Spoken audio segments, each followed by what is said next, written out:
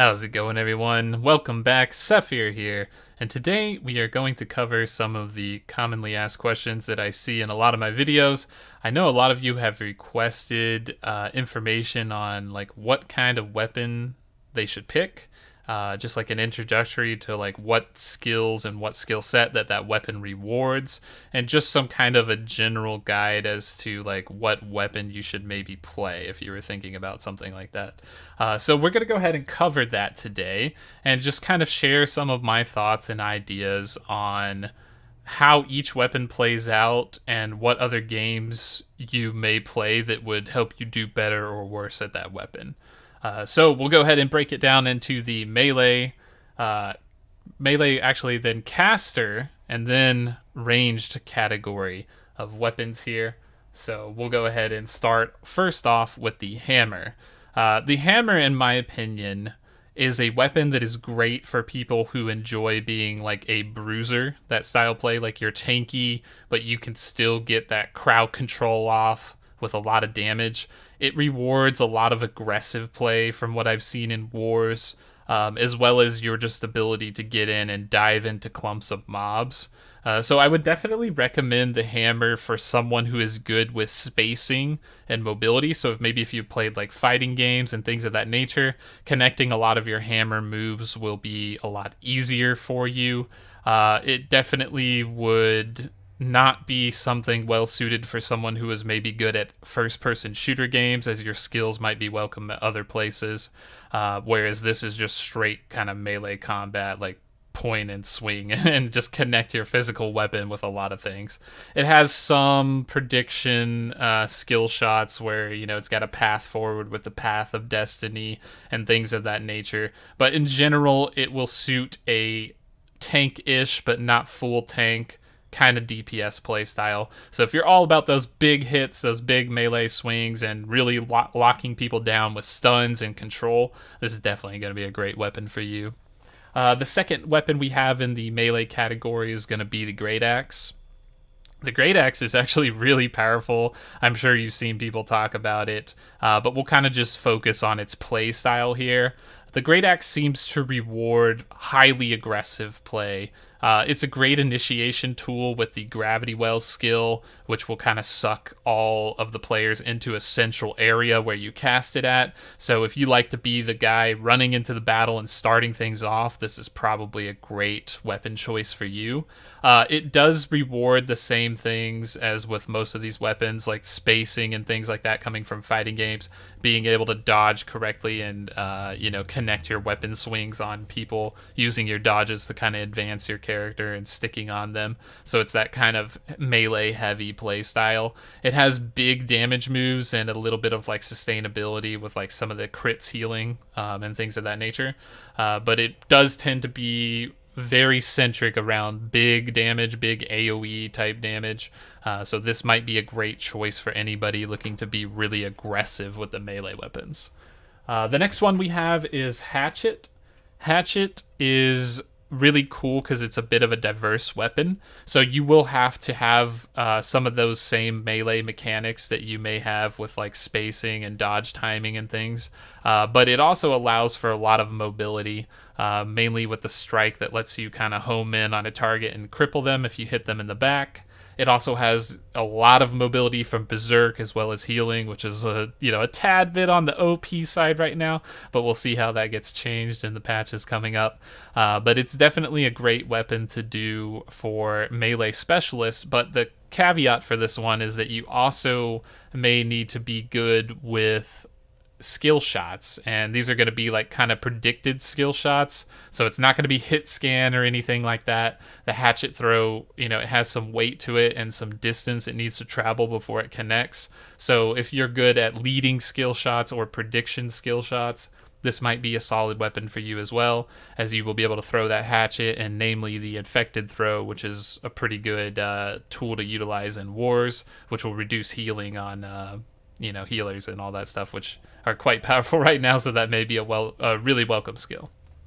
So the hatchet will definitely favor those people who like to mix it up a bit. So if you enjoy doing a bit of melee combat, but you also want the ability to kite a little bit and kind of poke range harass with a bit of lead skill shots, then the Hatchet can be a great weapon for you.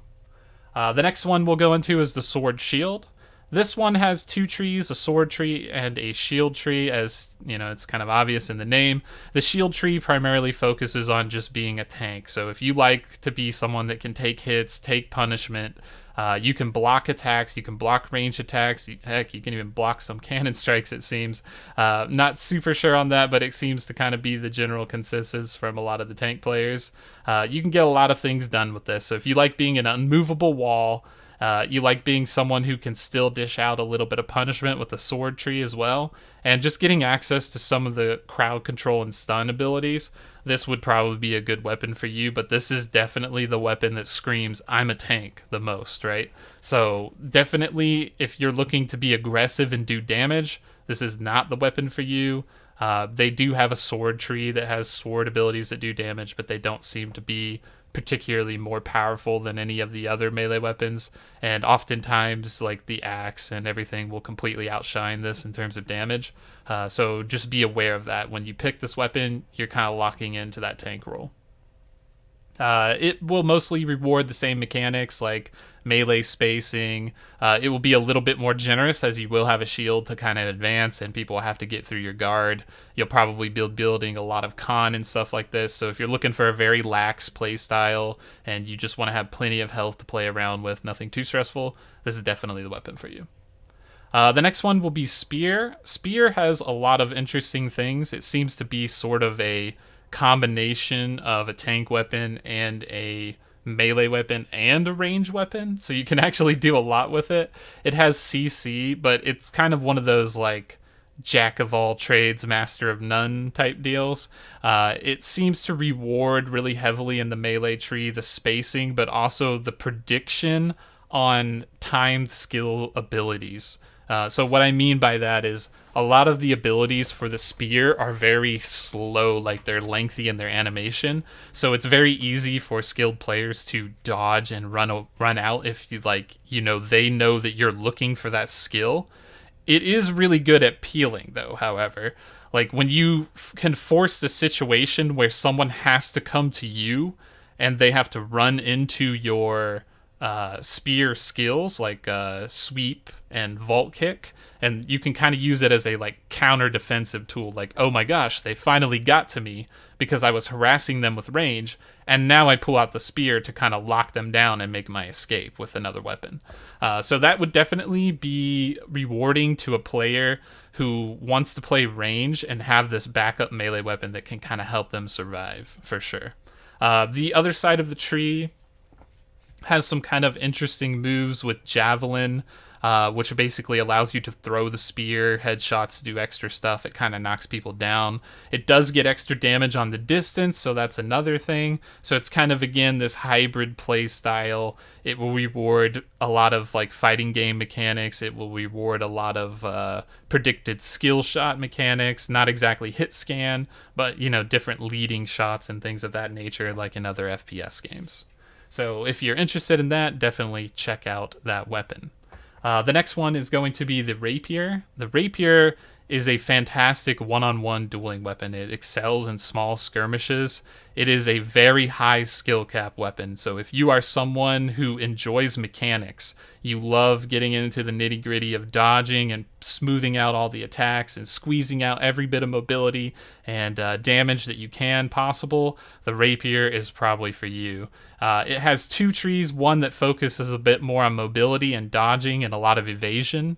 So that's definitely a really nice one and the most common one. The second one seems to be a PvE focused bleed kind of build, which just does a lot of damage. I've personally seen people do crazy stuff with this in dungeons. So the Rapier is all going to be about outplaying your opponents. So you're going to need to be able to read their moves very well, dodge their moves when they do their moves, and keep that distance and pressure up on them while using the mobility of the Rapier to kind of like dance around the battlefield, right? So again, high skill cap weapon. You're going to need to be a master of melee combat for this one to even see good use. Okay, leading into the next weapon, we have the Ice Gauntlet, and we're going to jump into the sort of magical category here, or the mage weapons. The Ice Gauntlet is a really powerful mage weapon. It has access to a lot of crowd control, a lot of survivability. You can probably see a little bit on the screen here. But mostly it has AoE damage and CC. That's kind of its identifying factor. So the Ice Gauntlet will be really good for a lot of players who enjoy kiting and playing defensively, as well as people who enjoy kind of gathering things up and doing AoE damage and sort of that type of play style. So the best thing that I've seen with the Ice Gauntlet is that all of the mage weapons have really high damage on their auto attacks, but they do require you to sort of like predict the path in which your opponent is going to go a lot of time in advance, right? So it's not a hit scan by any means. It is basically a predicted skill shot that is going to have a very slow travel time but high damage when it does arrive. So if you can sort of master the ability to predict your opponent's movements, as well as the ability to kite and gain distance away from your opponents, then this would be an ideal weapon for you, as the Ice Gauntlet tends to reward that playstyle. It's also great for AoE damage, like we said, but mainly a lot of control with Ice Shower. So being able to place these kind of utility abilities for your team and kind of supporting the battlefield in a way that's not necessarily just straight damage, this will be like that kind of a play style of a weapon. So great for players who love control. It will reward traps and, strategy and forethought and things of that nature, but it will also reward predicted skill shots. So make sure you kind of look into all of that before you dive into the Ice Gauntlet. The next weapon we have on our list is going to be the Fire Staff. The Fire Staff is a very, very powerful damage weapon. It's probably not the most damage in the game, but it does do the most AoE damage in the game for sure. There's a lot of abilities that are lobbed skill shots that can be hard to hit. There's a lot of targeting circles on the ground that are small, that will need to be placed correctly to get the double hit procs off of like Pillar of Fire and things of that nature. So if you're good at trajectory and aiming skill shots, this will probably be a great weapon for you. It follows the same path as the Ice Gauntlet in that all of its auto attacks are like lead shots. So basically you're going to have to see into the future about a second ahead and kind of predict where they're going to be and shoot them in that area to kind of connect your shot. So you're going to need to be good at analyzing movement and the way that those things kind of work with everything. It's a very strictly cooldown based weapon, so you need to be having some good like control of your abilities, when to use them at the right time and how to generate them back, and to manage your mana resources. So once again, this will reward a more methodical play style and prediction based play style. The damage can be quite high if done correctly, so it's definitely something to look out for. The next one we have is the Life Staff. This is the only healing weapon in the game. It also comes with its own interface that's specific to the weapon, which is kind of interesting. Basically, there's a keybind setup that is exclusive for the Life Staff that you can set up that helps you target group members. So if you're a healer player, you like healing, health bars, playing the supporting role, this is definitely the weapon for you. It's very strong right now, maybe a little bit too strong. The heals seem kind of out of this world, and it kind of feels like, everyone's life is hanging in the balance, and you can kind of pick and choose who dies, this type of deal. So if you do enjoy that, that might be the weapon for you. It has a lot of skill shots, like ground-based skill shots, as well as skill shots that you need to hit onto the player. It has some targeting mechanics as well, so you might need to be very familiar with like using the mouse wheel and alt binds to kind of toggle between healing yourself and other allies, as well as placing like skill shot zones in the correct area. And definitely your positioning is going to matter a lot here with the healer, as you do tend to be a little bit squishy. So kind of making sure you have that control of the battlefield would be a good place to go. You're also going to need to keep track of several things like buff timers and skill timers. So having good management of resources like that will be very key to being a good Life Staff player. The next category is going to be ranged weapons, and we're going to go ahead and go into the musket. The musket is the first hit scan sort of weapon in New World.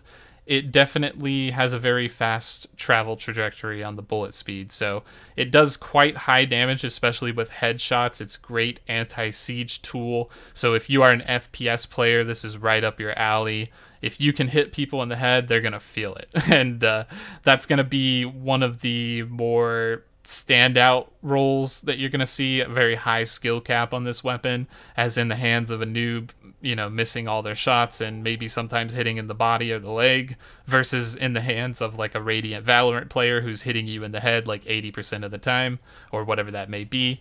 Then you're going to see a huge, gigantic difference in this sort of thing. So if you're good at first-person shooters, you're great at aiming, specifically with your mouse, then this is going to be the go-to weapon for you, for sure, without a doubt. The next one is going to be the bow. The bow is like kind of a different playstyle from the musket. The musket, I would say, is more single target than anything, whereas the bow has access to a lot of AoE abilities, so like big damage within a crowd. It also has access to a lot of abilities that allow you to kite, so gain more movement speed and distance away from your target.